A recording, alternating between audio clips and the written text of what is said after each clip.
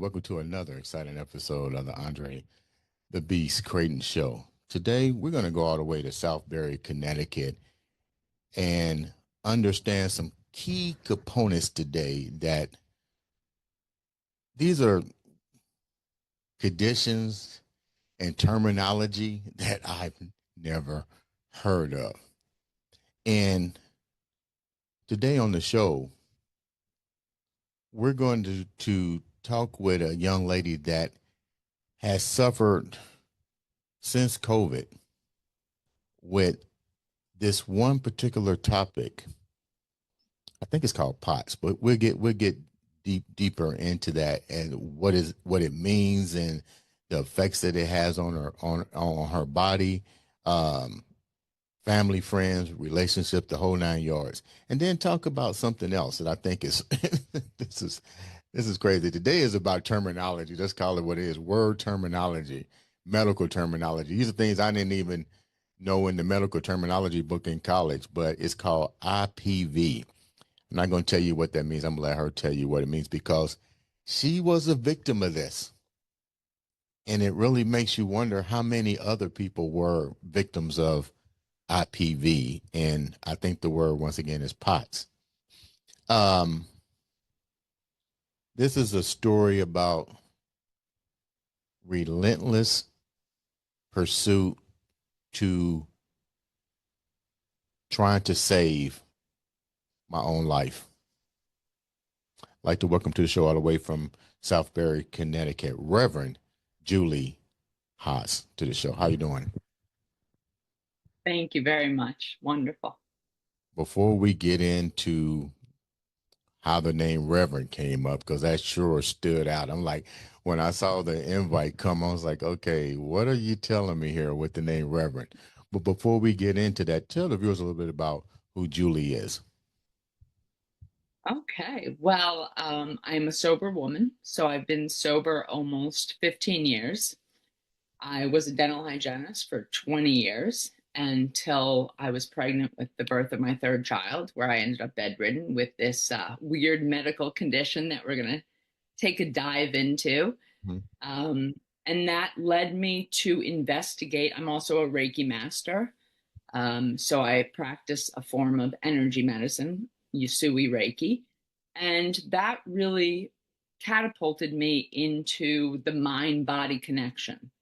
Mm, Studying it, learning all about it, learning about how my mindset was affecting my outcome in the world and how I was possibly creating my reality with my mind.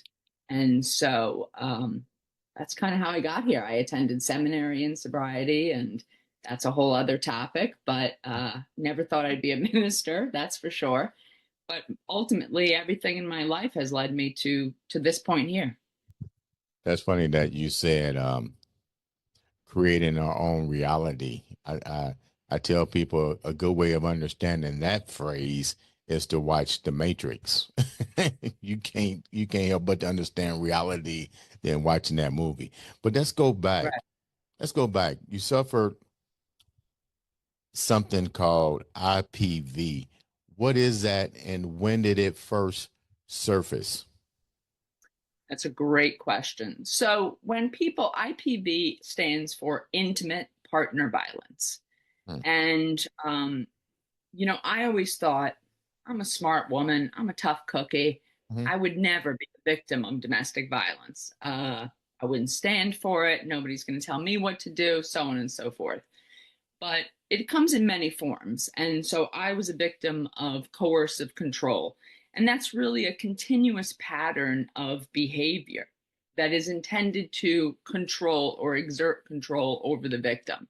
So it doesn't have to be, domestic violence does not have to be physical. And in fact, all forms of domestic violence, even the physical, start with coercive control, which is this pattern of regulating your movement, your restricting your free will, so on and so forth. But it's also very subtle and kind of there's a lot of nuances to it. So a lot of times the victims, including myself, have no idea that it's actually happening. It's more of a form of psychological and emotional abuse. And I was not aware of it until I ended up in therapy. Uh, and it was kind of brought to my attention. And honestly, I don't think I recognized it because the red flags didn't really seem so red. Like I said, I'm a recovering alcoholic, and I grew up in a family that may not have had active alcoholism, but it's in our family tree. So there's still the patterns of behavior involved in alcoholism, even though there may not be active drinking.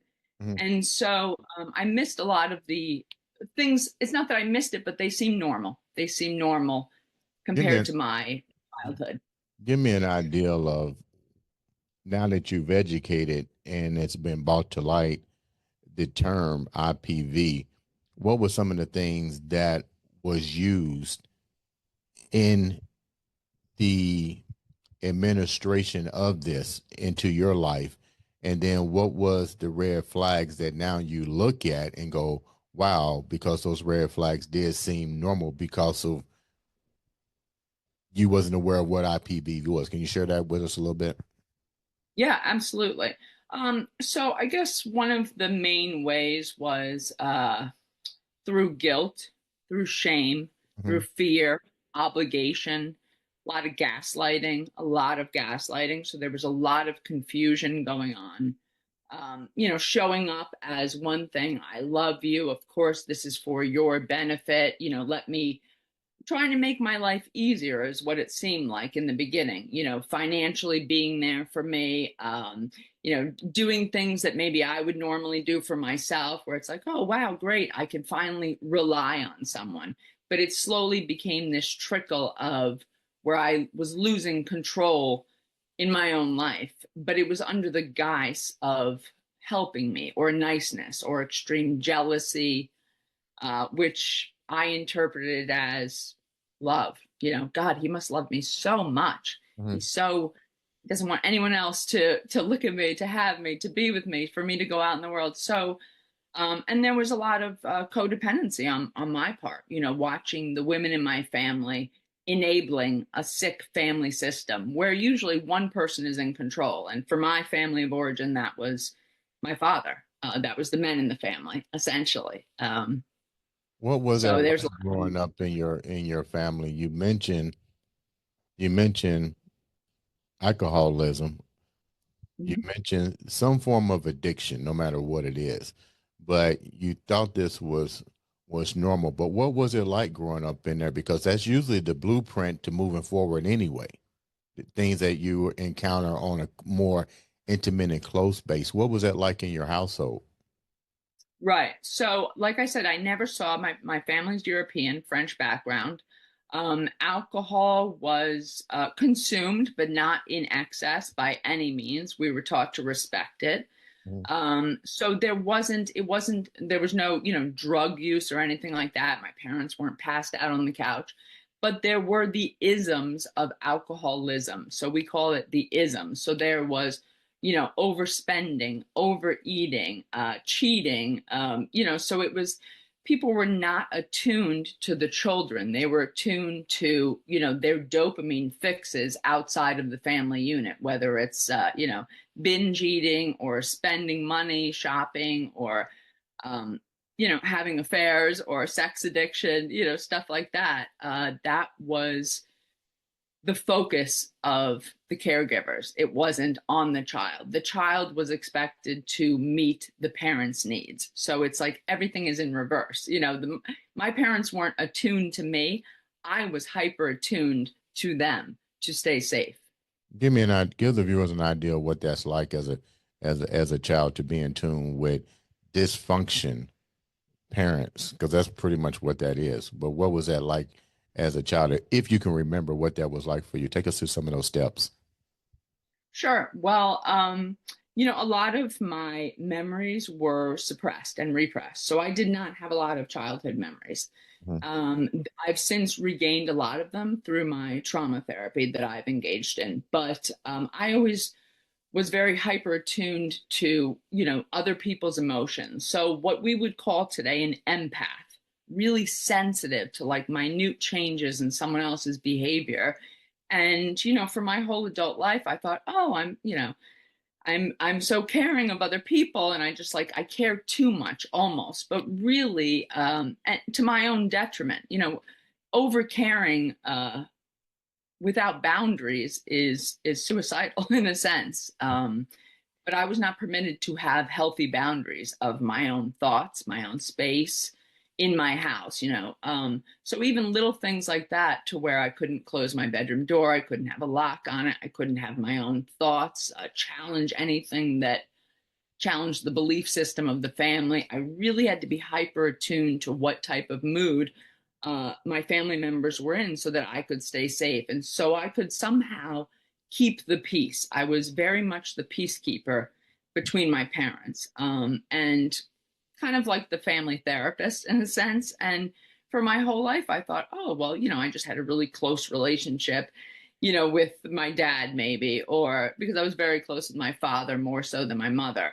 But it took me until my mother's death, really 2 years ago, to see that I was actually kind of pitted against my mother and triangulated to maintain the power so my father could maintain the power. And I didn't see that until honestly it happened in my own marriage. And I thought, am Give I me, my mother give me now? an, No, give this me wasn't happening. Give me an example. You said this happened into your own marriage. That's what I was talking about. Sometimes these breadcrumbs start here and we don't really see it. So how did you know that you was becoming like your mom and this is your first marriage, correct? No, this is my second marriage that I'm talking about, the father of my 9-year-old. So I became very ill during the marriage. I became bedridden during the pregnancy of my third daughter.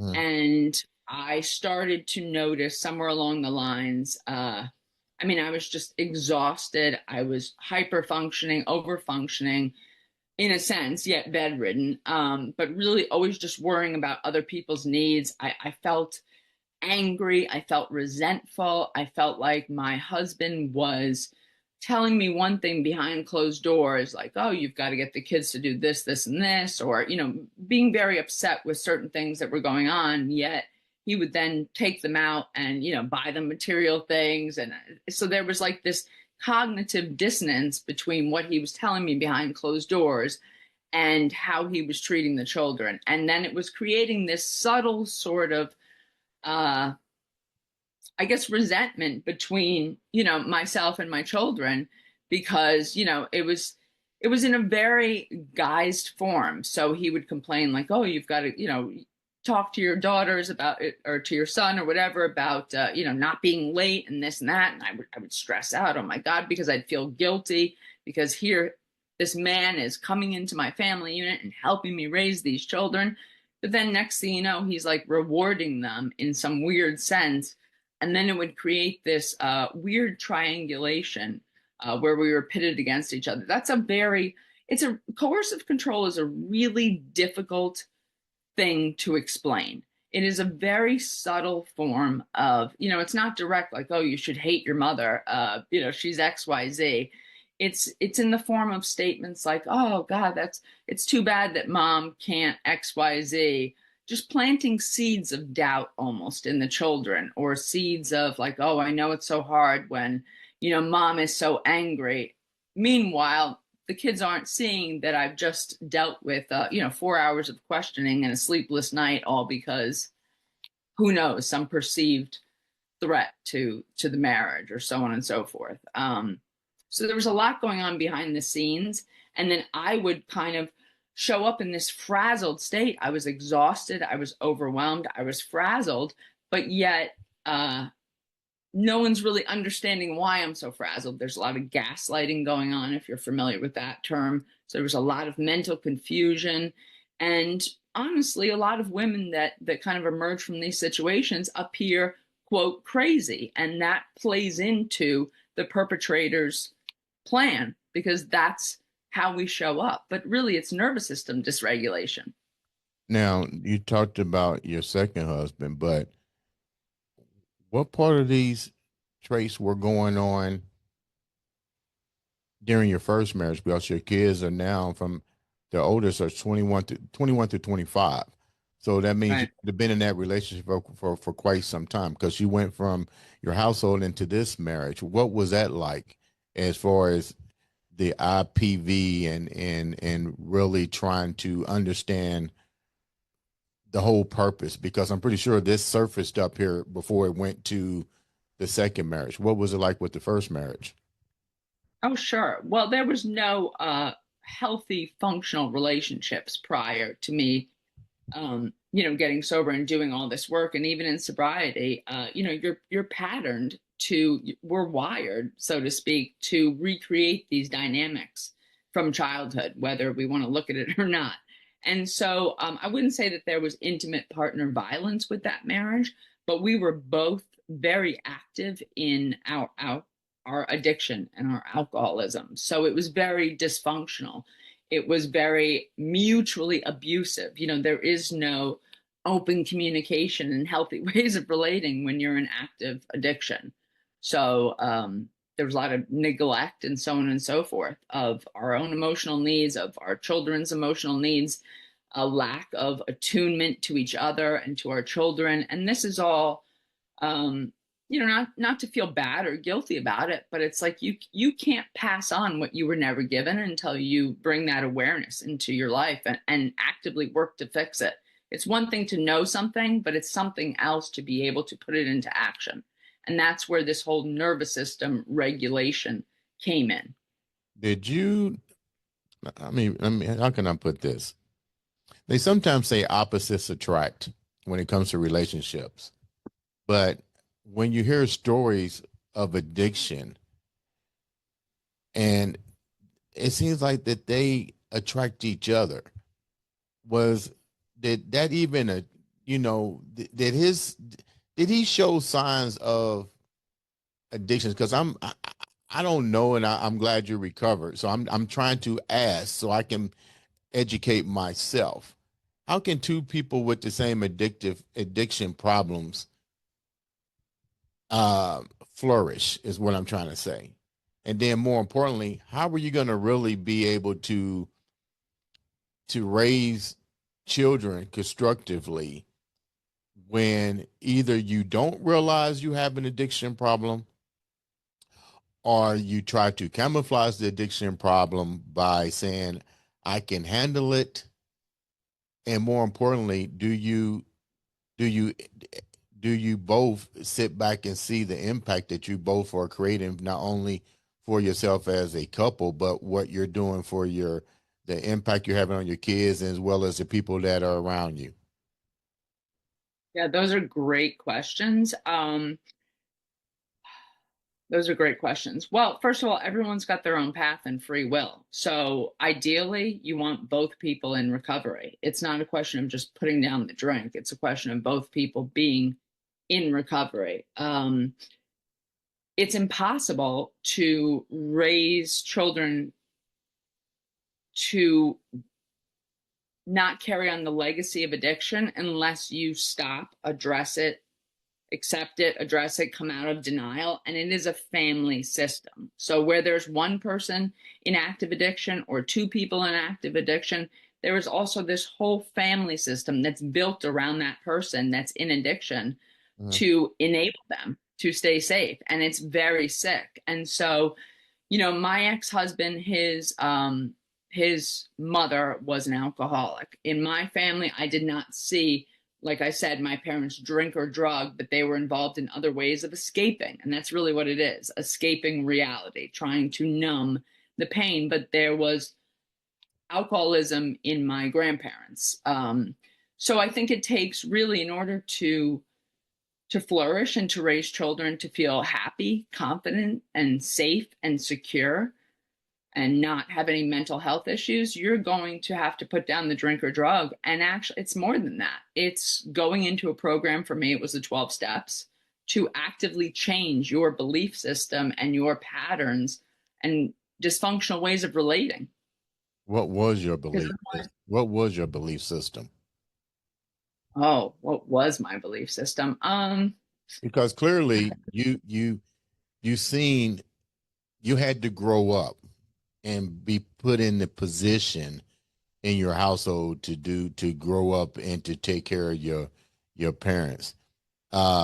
You kind of seen the blueprint of what they were doing, the COVID operations to numb pain, whether it was through alcohol leading to infidelity, to this, to that, and other. But the bottom line is, what was your pain? What was and what were you afraid of? What were you afraid of? Everything. Quite simply, everything. I remember a deep sense of fear as a child because there was a lot of chaos. There was a lot of, my parents were very social. So I always thought, oh, my parents are very social. We had a lot of parties, they had a lot of dinner parties, and there was a lot of travel. I traveled throughout Europe. My parents were in the fashion industry. So I was, often an adult a child in an adult's world. And I was deeply lonely. There was no one who was attuned to me. And by attuned, I mean who actually held space, who looked me eye to eye, gave me eye contact and said, "You're okay," and filled me with confidence and a sense of belonging. Instead, I felt I was scapegoated a lot as a child. And because I was kind of like the truth seer, and that doesn't go very well in a family of a bunch of adults acting out in their own sort of numbing processes. Hmm. So they tried to shut that down. The child that speaks up and asks the questions that threaten the family system. And of course, like a lot of girls, I was a victim and survivor of sexual abuse as a child, where I wasn't helped or saved or believed or protected. That has profoundly affected me and my nervous system and my intimate relationships.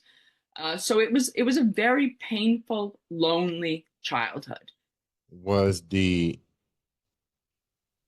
encounter sexually, was it with somebody that you knew, and how old were you?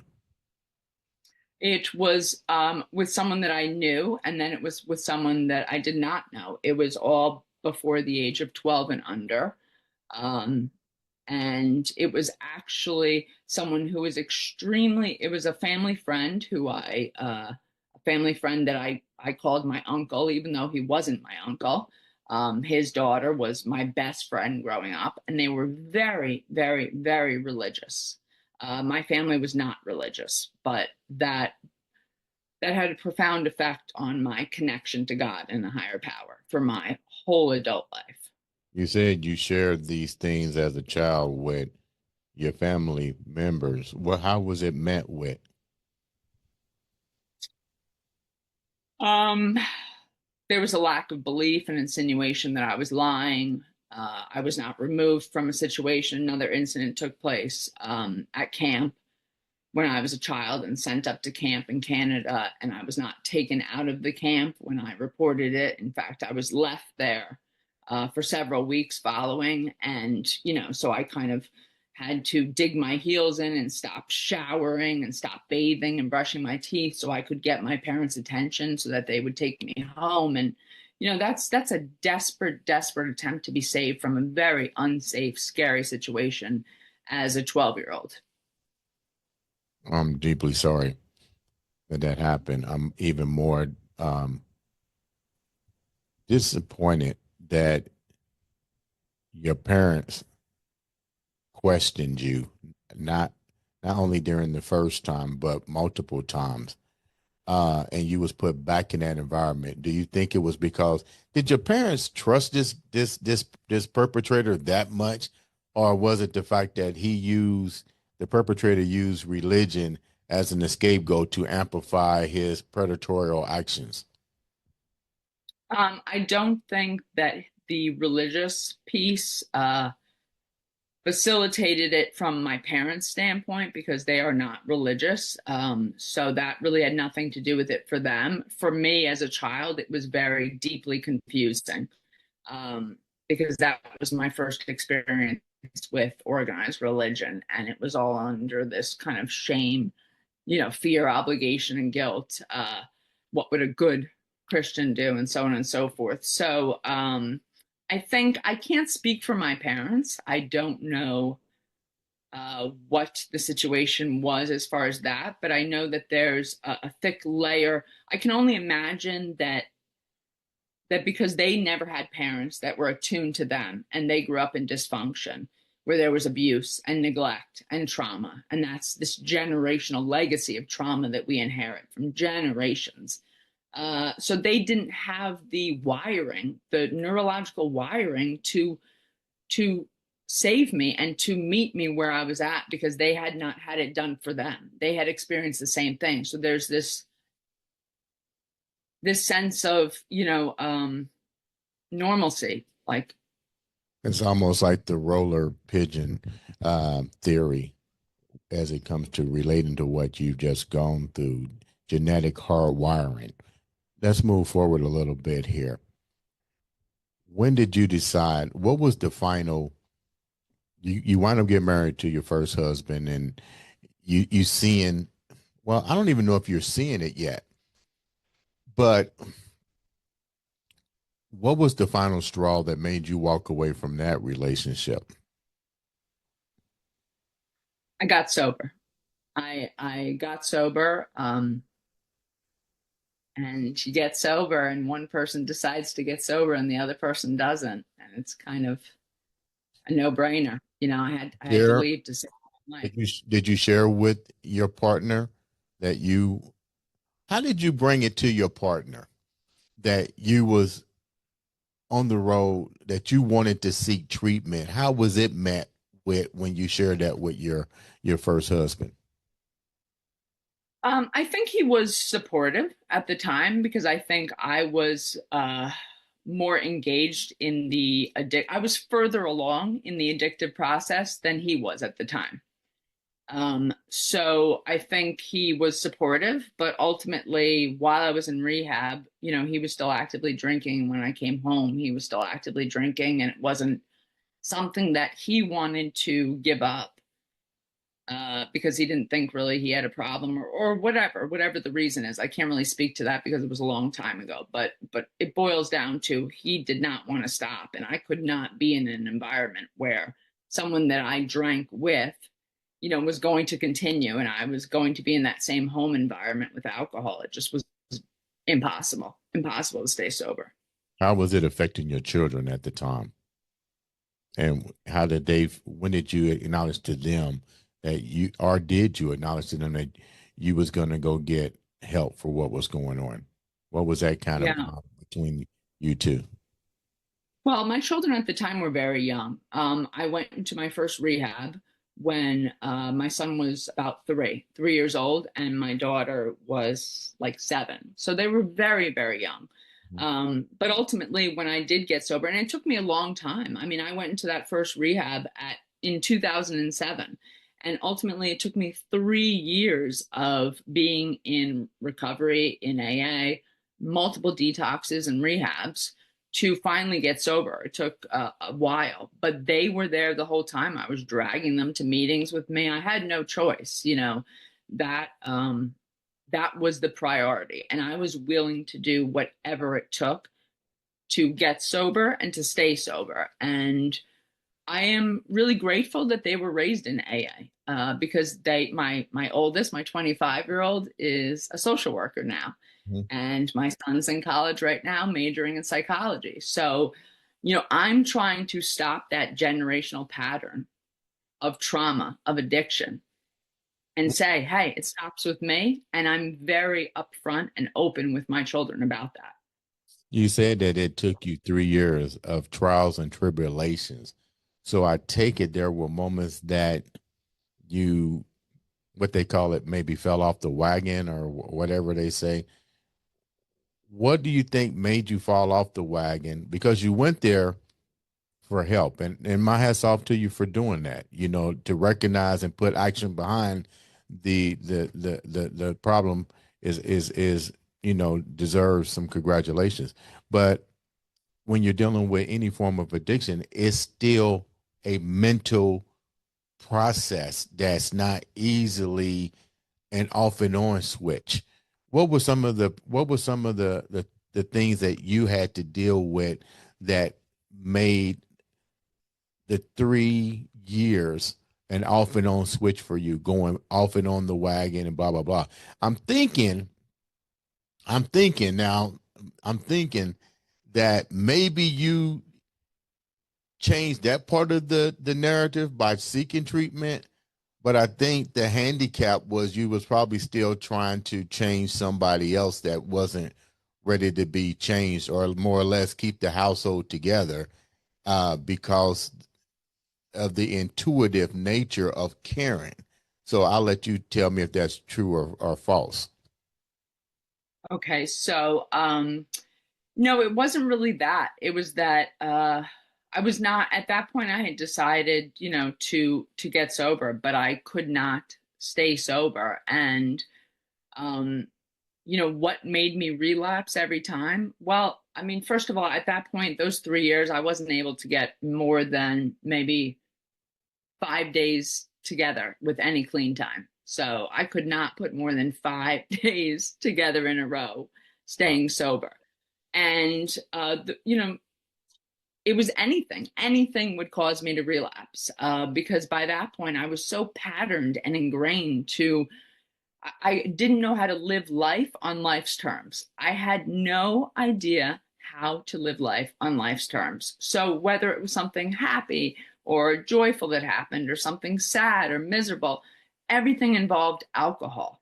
I didn't know how to regulate my own emotions. I had no emotional regulation. And that doesn't just, you don't just get sober and all of a sudden you're, Zen like, and you can regulate your emotions and you know how to live life on life's terms.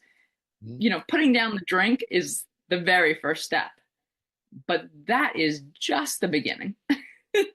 Just the beginning. And 14, almost 15 years into sobriety now, I still feel like a beginner. Really? So Yeah.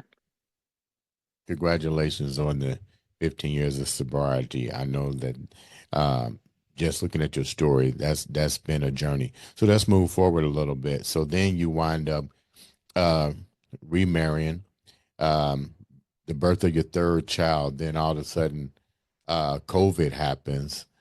Did you catch COVID? First of all, did you have? So you called COVID. I take it in order to get to this next phase that we're talking about, and I think that is the illness is called. Did I get it right? Is it POTS? Did I say it right?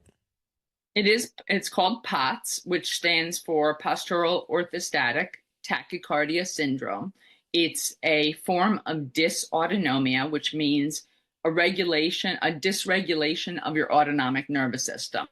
And I just want to stress that for me, I didn't get dysautonomia or POTS during COVID, but a lot of people did. They ended up with long COVID or POTS after COVID.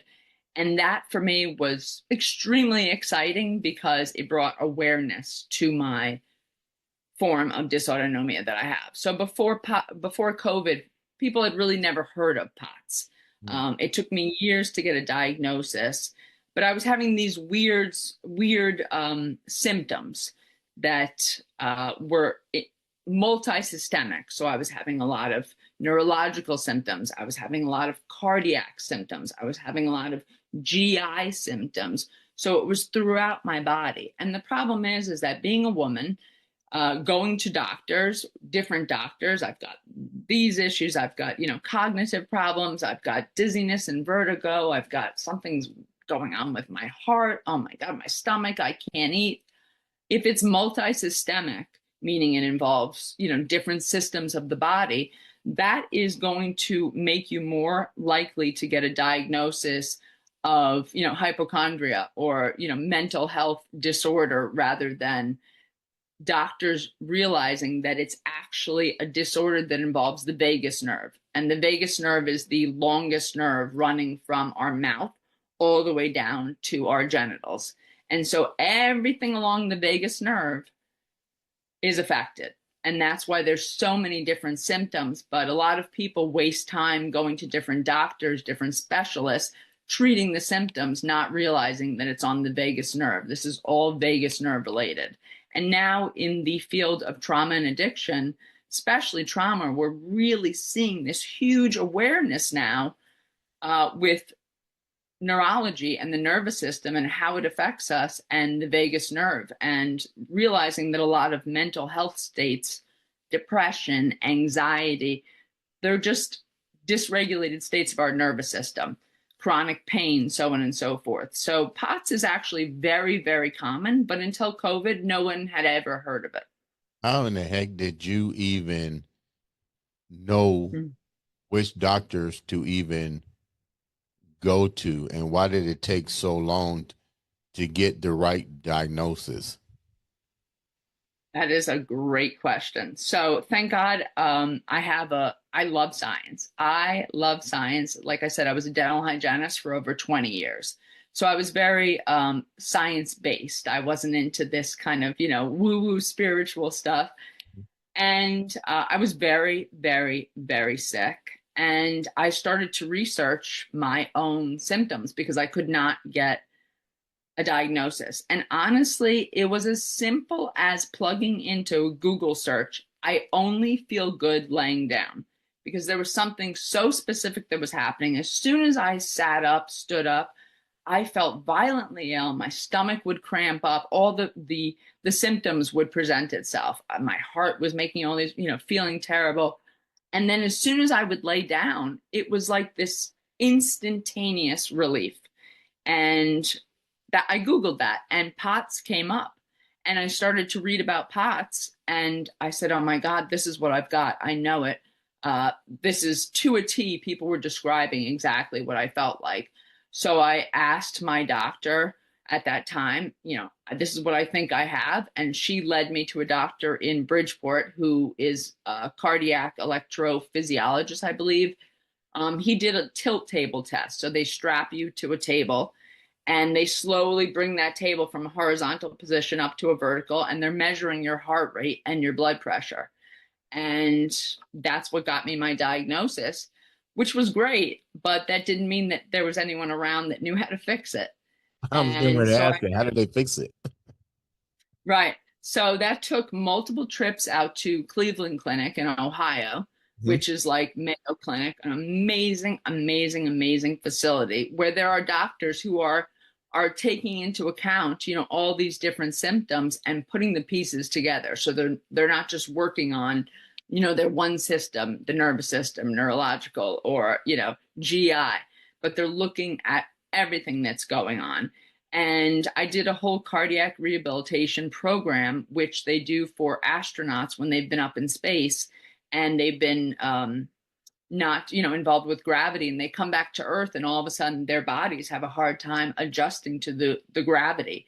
And so I had to start with this little peddler, like old people use, when you're bedridden. And it was this portable peddler, and I did recumbent exercises where my sympathetic nervous system wasn't engaged. And then I slowly moved to upright exercises, but it was a whole cardiac rehabilitation program. And that was really just the beginning. That kind of enabled me to walk again and stand for prolonged periods of time.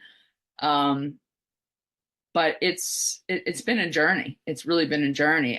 It was still very active, and that's where I got into the trauma work, and that has been amazing, and it's been hugely impactful in managing my POTS. You mentioned all this rehab was done at the Cleveland Clinic in Cleveland, Ohio. Uh, Yes. yeah, I was treated with a heart when my first case of angina was diagnosed at the Cleveland Clinic in Cleveland, Ohio. A great group of cardiovascular specialists. They are, my hats off to them. They're really good. But my question is, how many people have actually been diagnosed with this? Did they share any data with you? Like, you can't be the only one. We mentioned the astronauts, but how many other people probably walk around with this and with these symptoms and have no idea um, that it's something as simple as what you said, the venous um, um, Vagus pathway, nerve. the vagus nerve. Yeah. Yeah, exactly. Well, Dr. Gabor Mate, who wrote The Body Keeps the Score, he's been really instrumental, one of the many, in bringing the awareness of the dysautonomia and the dysregulation of the nervous system. But honestly, it is a rarely known disorder, but it is not rare. There are millions of people that are suffering. And a lot of the states, the symptoms involved in a lot of chronic health conditions, Parkinson's, MS, cancer, RA, you name it, the symptoms are arising from the dysregulation of the nervous system or the vagus nerve involvement, and that's what's causing it. And when people learn to regulate their nervous system, then they realize that, oh, wow, a lot of these symptoms that were present aren't debilitating or have minimized. So it's becoming more and more aware, in the general public. It's not only astronauts, that's for sure. It is showing up in all different states. How do you now deal with the trauma aspects of your life as it relates to all of the nerve endings that has been affected with the alcoholism, the molestation, all these traumas really take a toll on a person's body, whether they think so or not. It does have long lasting effects. So, because it does have long lasting effects, what's your treatment plan moving forward? What are you doing now to treat all of this long term trauma and the diagnosis from the Vegas pathway, the whole 9 yards? Yeah, great question. Well, I think now there's a lot of awareness into the ACE scores, the adverse childhood experiences, and how it predisposes you to chronic health conditions and to pain and so on and so forth. For me, I had done talk therapy on and off throughout my entire life, and I was still having these issues. And it wasn't until I read that book, The Body Keeps the Score, that I really started to think about, hey, maybe there's more to this. How can I access this, maybe suppressed trauma or repressed trauma? Because it wasn't something that I could sit down in therapy and talk about. It was almost pre-verbal. A lot of it was 0 to 6 when the wiring of your brain is going on. So it wasn't something that I could just kind of sit down with a therapist, talk about and resolve and leave and feel better. But I had to figure out, how am I going to access this? And that was where I was in seminary. It was my first year. My first year seminary dean was also a social worker, by the grace of God. I mean, so she read a lot of my papers and she said, hey, you might want to go get some trauma therapy. I think you would benefit from internal family systems. And I said, what? Internal family systems? What's that? And she kind of pointed me in the path of this different form of therapy, where I wasn't talking, but I was using sound and I was meditating and EMDR and brain spotting and all these somatic body-based therapies, where you're not going to talk it out, but you're going to get it out of your body. Because you're right, the trauma, the wiring, it's stored in our bodies. And that's where I'm dealing with it, is through somatic practices. Like I said, I'm a Reiki master, so I incorporate a lot of Reiki into my own healing. I just finished a certificate program through the Embody Lab on integrative somatic trauma healing, so that, even things like dancing or chanting or meditating or prayer, I started to notice in seminary, wow, that's weird. When I'm meditating and chanting and praying, my POTS actually feels better. How is this related? Mhm. So I started to kind of take a deep dive into the mind body connection, and how we can resolve those issues between the mental processes and our physical health, even when it's not something that you can necessarily talk about. What made you decide to get in to be a master of Reiki? Well, getting sober started my spiritual journey. That was really the beginning of my spiritual program, because that's what AA is, and the 12 steps. And somewhere along the line, I think I just was my mom was kind of like an old hippie. She loved, talking about these, magnets and energy and so on and so forth. And I guess she got into my head a little deeper than I realized, because next thing you know, I was taking my level 1 Reiki, and I started to see profound results, I think, with my own depression and anxiety, because at the time I was sober, but I was still suffering with a lot of anxiety and depression that I used alcohol to manage, and not very well. And then I got my level 2, and then I got my level 3, became a master, and of course, my POTS did get better, but there was still a lot going on. And that's when I attended seminary, and I had that first year dean point me into the pathway of trauma therapy and all these sort of body based ways of rewiring my brain and my nervous system. And I've been on that path ever since. And I've seen just the most profound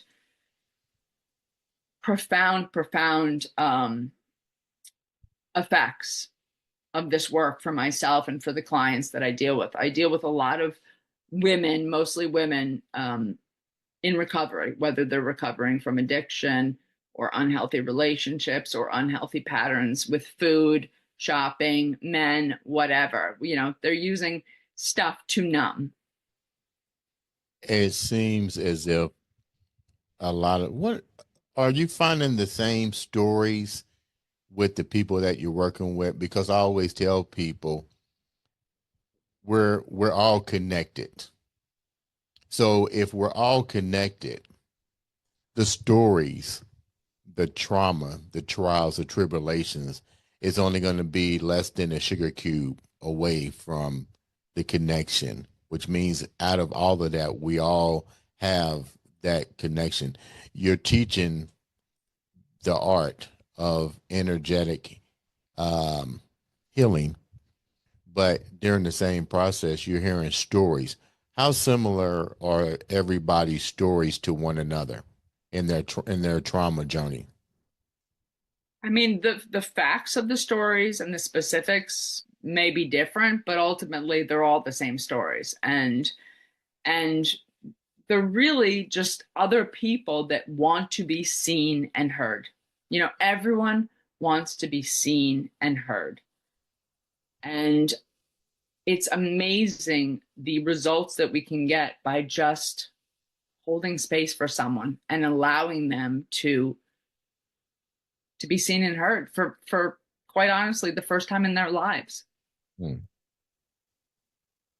going to close this out by allowing you to share with the viewers what should your message be? What message are you trying to deliver to the audience? Because your road is definitely a beast mindset. I mean, from dealing with IPV, to dealing with POTS, the beautiful journey of recovery, and then the spiritual universal enlightenment of your life and helping others. What's your end game message to the viewers? It's a great question. Well, I really want to offer hope. I think hope, hold on, pain ends. Such a great acronym for that word. Because that's what it starts with. If you don't have hope, forget it. So it's like if you could just have a mustard seed worth of hope, then that is the doorway that will open, and watch how your life can change, because none of us are stuck. Mm-hmm. None of us are stuck where we are. And we all have a profound ability to heal. Our bodies know how to heal. Greek mythology put it pretty simple. When the box was opened, the entities put one last thing in that box, and it was called hope. And you're definitely giving people that inspiration. How can the viewers reach out to you, learn more about what you do, and more importantly, bring the message of hope to you, and hope that they can collaborate to get to where you're at? Great. Well, I do offer online coaching sessions and in person. I'm available at faithfullydriven.com, and they can look me up there. I'm also on Instagram at Faithfully Driven Life, or on Facebook. And yeah. Julie, thank you so much for taking time out to come and share such a beautiful story. Ladies and gentlemen, make sure you subscribe, follow, support her. All it takes is one click to make you connected to one person that can change your life. Ladies and gentlemen, this has been another exciting episode of the Andre the Beast Crayton Show.